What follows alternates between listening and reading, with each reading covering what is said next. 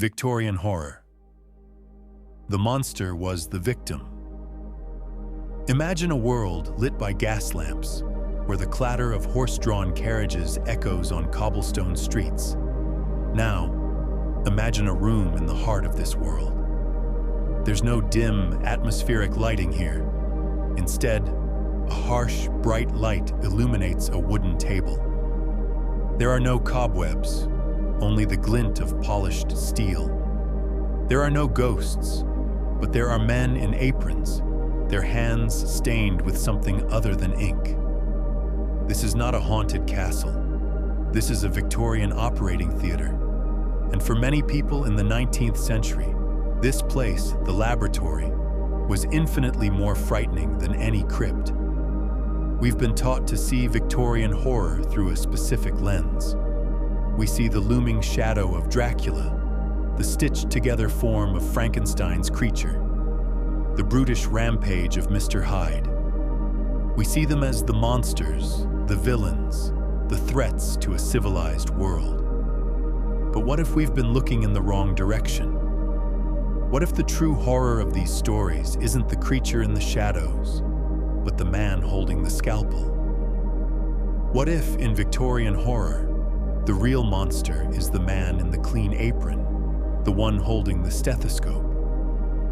The classic monsters of this era weren't just figments of a Gothic imagination. They were reflections, distorted and amplified, of a world convulsing with change and terrified by the very progress it celebrated.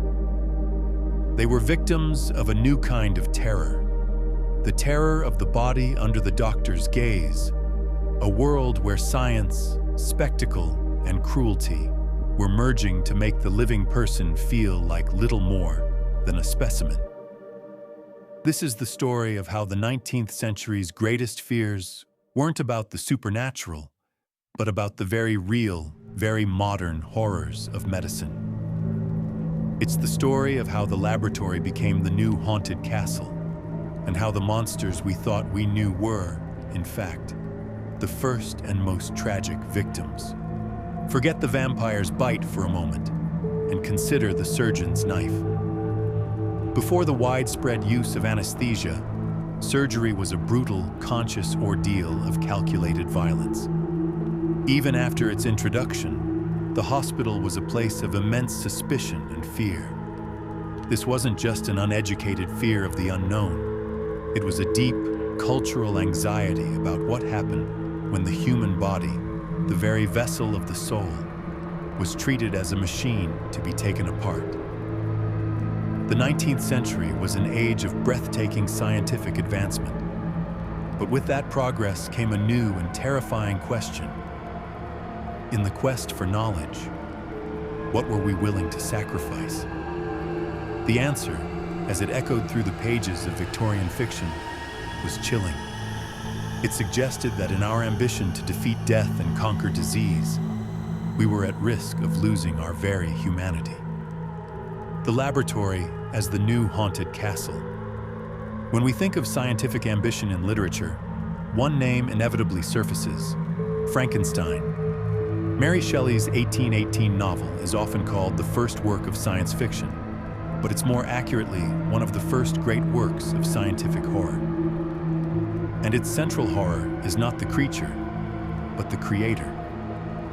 Victor Frankenstein is a powerful early example of a figure that would come to dominate the Victorian imagination, the scientist whose ambition is untethered from moral responsibility. He is obsessed with the glory of creation, with piercing the veil between life and death, but he gives no thought to the consequences of his success.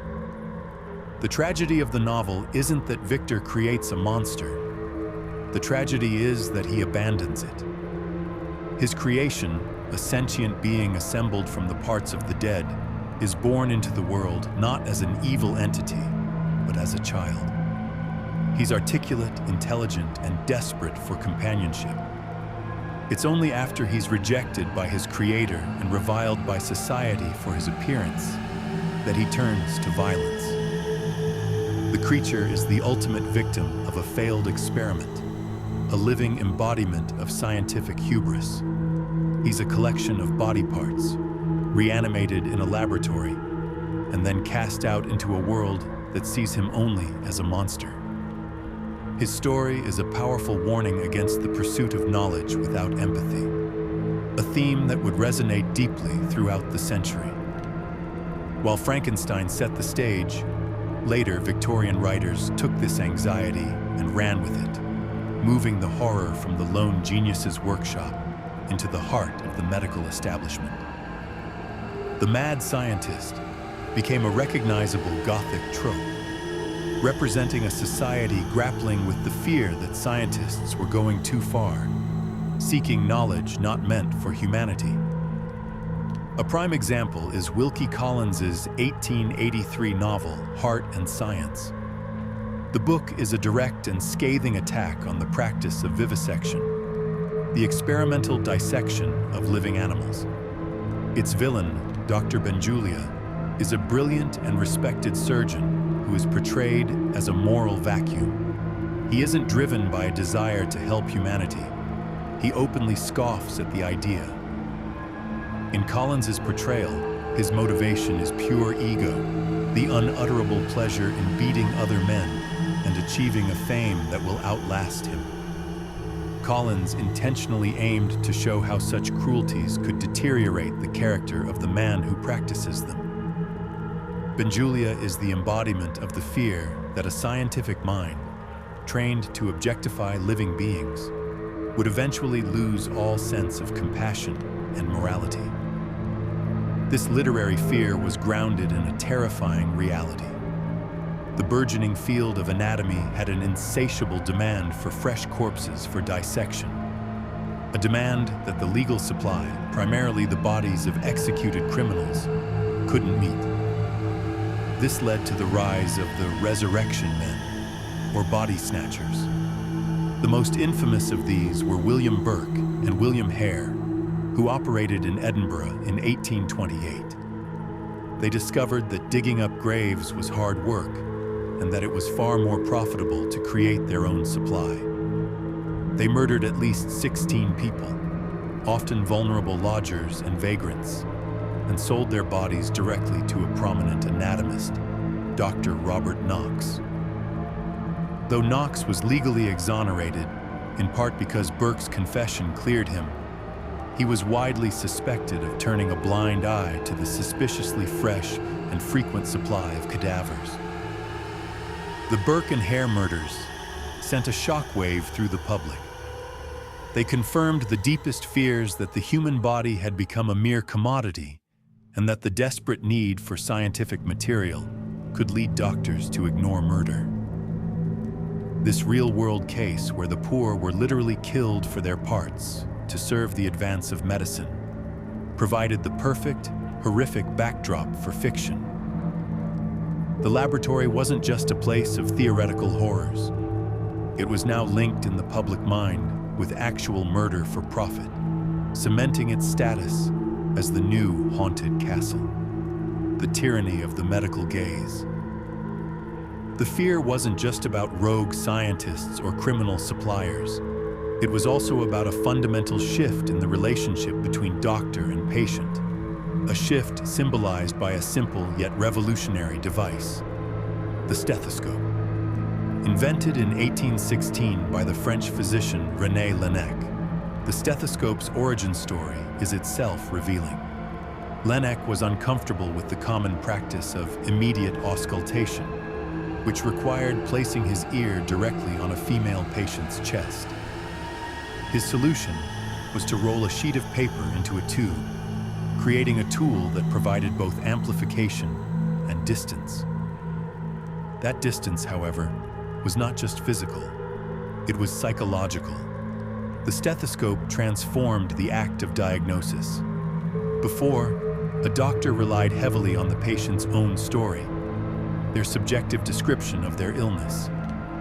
Now, the doctor had a tool that could listen directly to the body's inner workings, the rhythm of the heart, the whisper of the lungs. These were sounds the patient couldn't hear, secrets their own body was telling the physician. The patient's voice became secondary to the objective data the doctor could extract.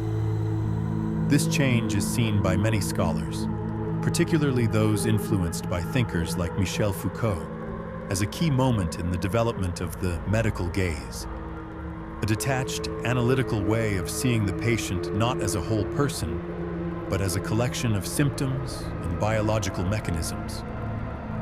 The body became a text to be read and interpreted by an expert, and the patient was often left out of the translation. This new dynamic was amplified by the professionalization of medicine in the Victorian era. While this brought about necessary standards, it also created a new kind of authority that was often viewed with suspicion. Unlicensed practitioners and folk healers were increasingly pushed to the margins, replaced by a licensed, male-dominated profession that held a newfound dominance over medical knowledge. This authority could feel coercive and invasive, particularly for women. Vague and poorly understood conditions, most notably hysteria, were frequently attributed to the supposed failings of the female reproductive system, leading to diagnoses and treatments that were controlling and punitive. Doctors became figures of immense power, capable of diagnosing not just physical illness, but moral and mental failings as well. This is the world that authors like Arthur Machen tapped into. His horror stories, like The Great God Pan, often feature doctors whose experiments unleash forces far beyond their control. In this tale, a surgeon performs a slight lesion in the gray matter of a young woman's brain, an experiment meant to let her see a different spiritual plane. The operation reduces her to a state of idiocy and eventually leads to her death, but not before she gives birth to a monstrous offspring. Machen's work is filled with a hostility towards a science that, in its quest to dissect and understand, destroys the mystery and sanctity of the world. His doctors are not benevolent healers. They are violators, men who use their scientific authority to pry open forbidden doors, with devastating consequences for their victims, who are often women. The horror in these stories comes from the act of investigation itself, the cold, clinical desire to know, no matter the human cost. In this context, the monster is not an external threat invading a peaceful world. The monster is created by the very systems meant to preserve that world.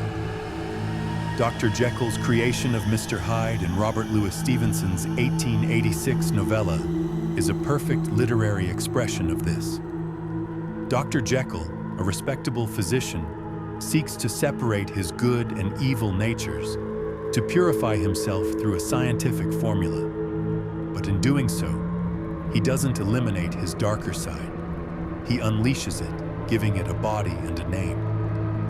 Mr. Hyde is the monstrous result of a medical experiment gone wrong, a physical manifestation of the darkness that a man of science sought to control through chemical rather than moral means.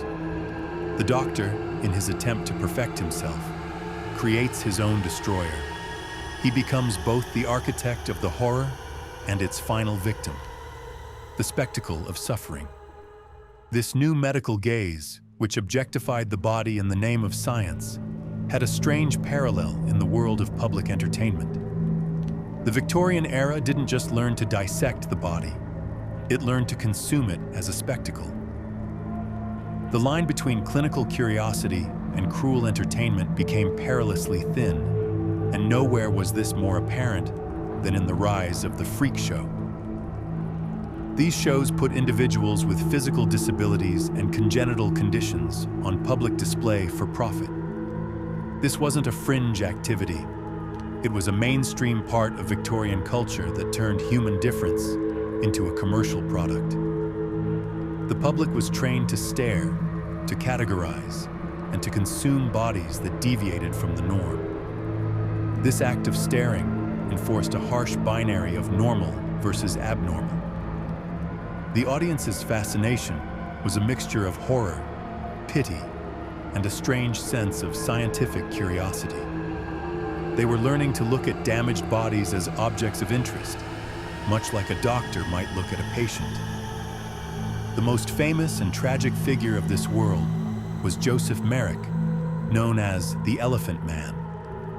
For many years, it was believed Merrick had Proteus syndrome, but modern research suggests his condition may have been a combination of rare disorders. His condition caused severe deformities and abnormal growths of his skin and bone. For several years, he was exhibited in shows, first in England and then in Europe, where he was robbed and abandoned. His life changed when he came under the care of Dr. Frederick Trevis, a surgeon at the London hospital. Their relationship perfectly encapsulates the dual anxieties of the era. On one hand, Dr. Trevis provided Merrick with a safe home at the hospital for the rest of his short life.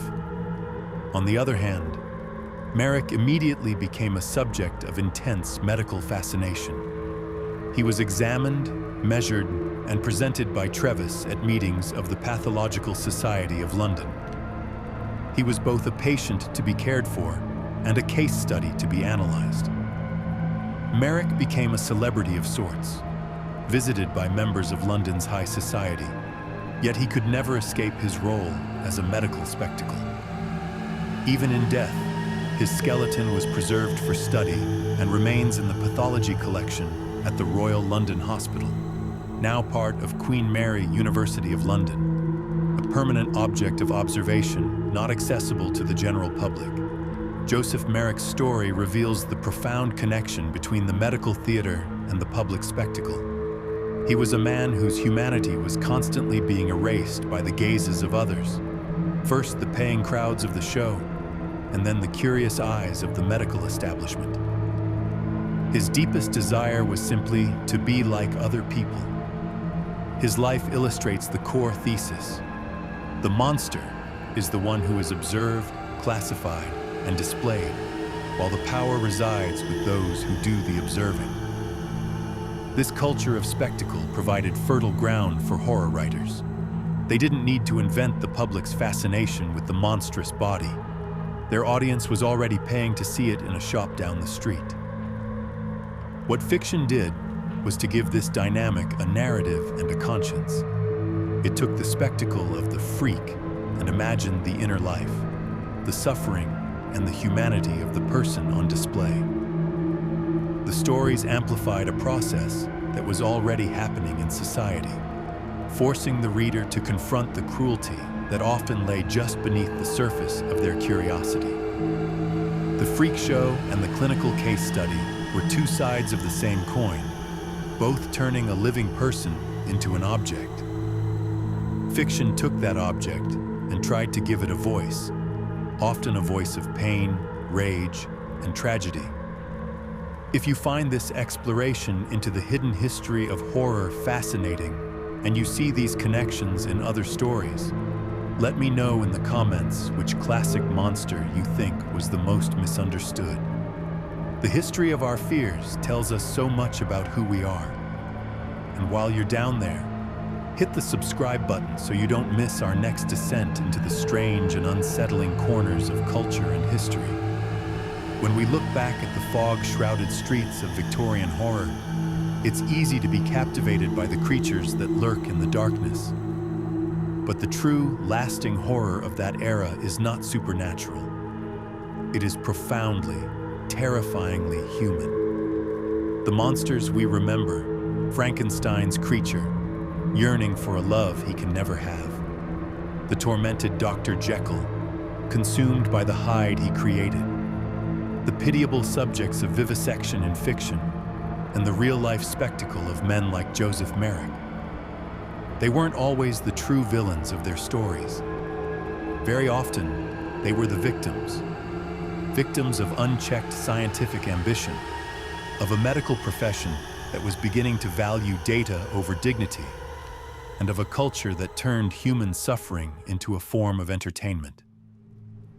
The great terror of the 19th century was the fear of losing one's humanity, of being reduced to mere material, A body to be dissected, a case to be studied, a specimen to be displayed, a monster to be feared.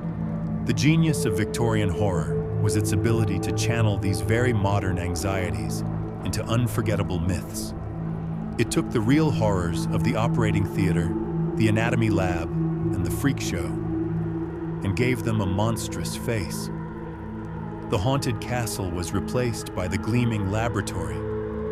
The spectral ghost was supplanted by the cold, analytical surgeon, and the ancient curse was updated to a modern diagnosis.